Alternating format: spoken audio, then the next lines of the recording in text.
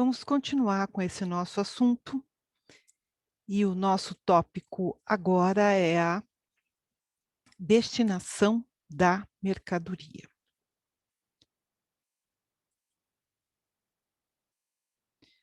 Como o destinatário vai utilizar o material adquirido? Industrialização, comercialização, uso, consumo, ativo imobilizado? Por que essa informação é importante para o fornecedor? Porque isso tem reflexo direto na tributação e pode ter também um reflexo no preço, dependendo da localização do remetente e do destinatário. O comprador deve informar ao fornecedor qual destinação que será dada à mercadoria em seu estabelecimento. Isso é uma obrigação do comprador. E se, porventura, o comprador não informar, o vendedor tem que perguntar, porque muitas vezes a gente ouve que o comprador não falou o que ia fazer com a mercadoria. Mas o fato do comprador não ter falado não justifica o vendedor não ter perguntado, porque isso deve ser também um dado de cadastro. Da mesma forma que eu tenho que perguntar se ele é contribuinte ou não, eu tenho que perguntar o que ele vai fazer com o material. De acordo com a destinação, eu posso ter um tratamento tributário diferenciado. Se a mercadoria for destinada à industrialização, qual é o reflexo disso na tributação da operação? Para o fornecedor, de acordo com a forma de tributação, ele tem que verificar se precisa solicitar alguma informação ou declaração do comprador. Um exemplo, IPI solicita isso. Há possibilidade de ocorrer a suspensão do IPI quando o comprador ele é preponderantemente fabricante de alguns materiais que estão lá indicados no regulamento do IPI. Só que o fornecedor apenas pode aplicar a suspensão caso o comprador entregue uma declaração anualmente, ah, que ele se encontra na situação prevista na legislação. E, inclusive, essa declaração ela deve ser renovada anualmente. E se isso não acontecer, esse fornecedor pode ser autuado, caso ele esteja aplicando a suspensão sem uma declaração que comprove a condição do comprador. Então, esse é um exemplo. Mas, dependendo do material, dependendo do segmento, a gente pode ter alguma outra situação. E para o comprador? Quando ele compra o material para industrializar, é importante que ele verifique os tributos incidentes nessa operação e a condição para crédito. Inclusive, se ele é uma indústria e está comprando de um industrial e o material tem IPI, ele vai ter o crédito integral do IPI que está indicado no documento. Se ele está comprando de um atacadista, esse atacadista, não estando na condição de equiparado ao industrial, não vai destacar o IPI, portanto, o crédito de IPI vai ser menor. E o mesmo acontece se eu estou comprando de uma empresa do Simples Nacional. Então, essa incidência tributária e a possibilidade dos créditos serão relevantes para estabelecer qual é a melhor compra, qual é o melhor preço nesse fornecimento. Outro aspecto, se o fornecedor é do Simples Nacional, se a mercadoria é destinada à industrialização, é obrigatório informar qual é o percentual e o valor do ICMS que são devidos naquela operação. É aquele texto lá, permite o aproveitamento de crédito do ICMS, etc. É importante observar que esse texto só deve ser colocado na nota se o material for destinado à industrialização ou à comercialização. Há fornecedor do Simples que coloca esse texto em todas as notas. Estaria errado, né? E se a mercadoria for destinada à comercialização? O fornecedor, de acordo com a forma de tributação, também deve verificar a necessidade de solicitar informações ou declarações ao comprador. Quando você tem uma mercadoria destinada à comercialização, você pode ter substituição tributária. E o que vai ocorrer? Pode ser que esse revendedor tenha um regime especial. Então, é importante, sabendo a destinação que a mercadoria vai ter, a, o fornecedor tem que avaliar qual é a possível tributação e o que ele precisa solicitar para confirmar o entendimento dele ou não. E para o comprador? Também verificar os tributos incidentes e a condição para os créditos. E isso vai ser relevante para definir qual é o melhor preço.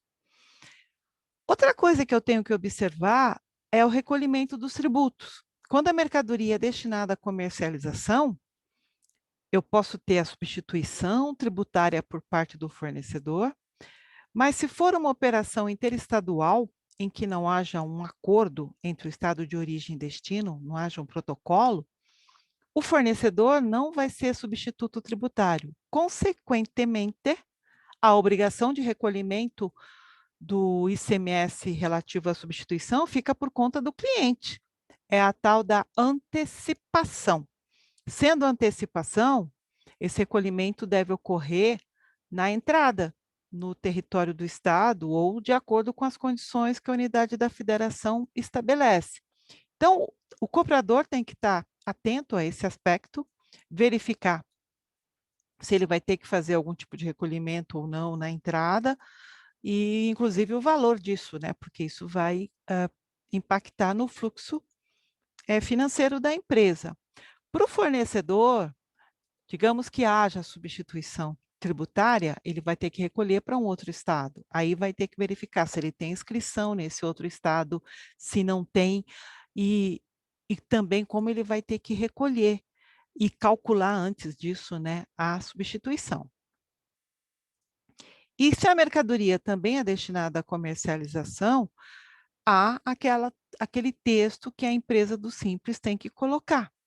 Então, a empresa do Simples, ao fazer a venda, tem que ficar atenta com a destinação que o cliente vai dar à mercadoria. E se a mercadoria vai para uso e consumo?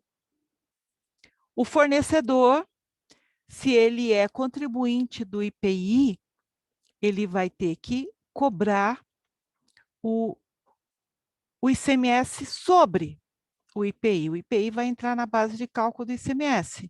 Consequentemente, isso vai dar um reflexo no preço. Se não é simplesmente eu emitir a nota, agregar o IPI na base do ICMS e calcular. Eu tenho outro mini curso que é sobre a inclusão do ICMS na própria base, e lá eu explico como incluir quando o IPI faz parte da base de cálculo. Ele reflete no preço. É pequeno esse reflexo, mas há um reflexo. Então, é importante que isso seja considerado. Em operações interestaduais, eu posso ter, se a operação é com contribuinte, a obrigação de recolher, calcular o diferencial de alíquota por substituição tributária. E há algumas unidades da federação que exigem que esse cálculo seja feito por dentro. E então, eu preciso conhecer o que o estado de destino determina para fazer o cálculo de forma correta, porque o recolhimento desse imposto é para o outro estado.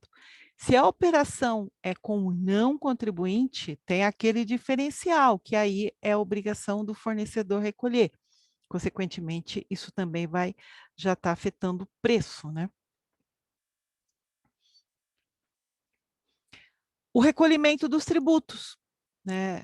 Esses dois exemplos que eu passei, tanto do diferencial de alíquota na operação com não contribuinte, como com contribuinte, eh, são feitos observando as normas do estado de destino. Então, como que esse recolhimento vai acontecer?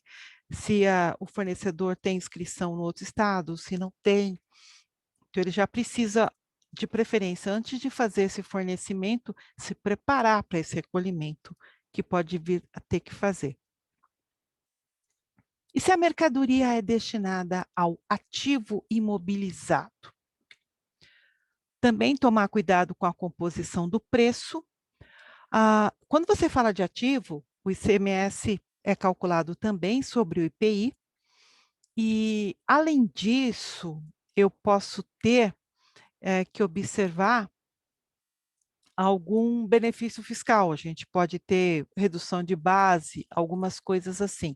Normalmente, isso está vinculado ao tipo de material, né? Mas, se ele é do ativo, é muito mais fácil que esse material tenha algum tipo de benefício. Há situações em que há incentivos fiscais para alguns segmentos, quando a mercadoria é destinada ao imobilizado, ela pode ter algum incentivo fiscal. Então, eu conhecendo essa destinação, eu já pergunto para o meu cliente se há algum benefício envolvendo essa operação. Para o comprador, é importante observar a condição de crédito, porque bens do ativo imobilizado, dependendo da destinação, não é qualquer bem, né? Se vai para a minha área industrial ou comercial, eu posso pensar no crédito do ICMS. E, inclusive, pode existir algum benefício fiscal da unidade da federação. Há estados que permitem o crédito de forma integral para alguns segmentos, como incentivo à renovação do parque industrial. E, claro que aí eu preciso verificar também eh, quais são as normas para que haja esse incentivo. Então, o comprador tem que ficar atento. Se ele está comprando material para uso e consumo, isso não é tão relevante, mas se é para o ativo, sim. E eu posso ter alguns benefícios específicos por segmento, né? Há incentivos para algumas áreas como tecnologia, e os materiais vendidos para esses segmentos podem ser beneficiados de alguma forma.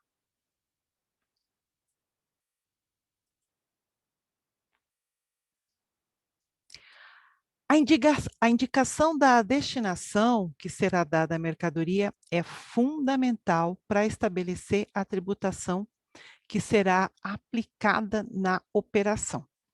Eh, Se vai para a industrialização ou para o ativo imobilizado, isso muda, às vezes, radicalmente o cálculo da nota.